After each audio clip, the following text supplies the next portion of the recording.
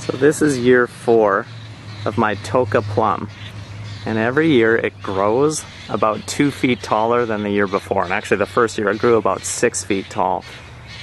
That's the good news. The bad news is it's yet to produce a single plum.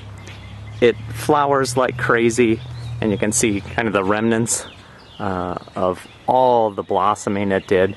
Just doesn't produce plums. So the one plum, every year they show up, these tiny little things that someone could say are plums, and as of yet they've never actually made it to the point where you can pick them and eat them. So it's got to be one of these years, because every year there's more of them.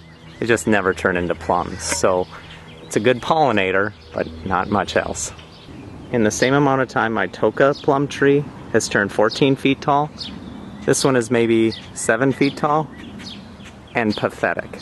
I mean, every year I prune this tree like crazy to try and make it look not hideous, and every year it looks worse than the year before.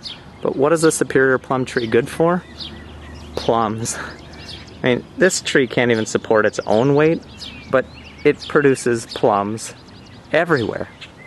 It's just loaded with plums. And what am I gonna do with them all? Well, I gotta pick them all, because this tree can't support the weight, and it looks like a Charlie Brown Christmas tree. But there's so many plums for the most hideous tree that nature has ever produced.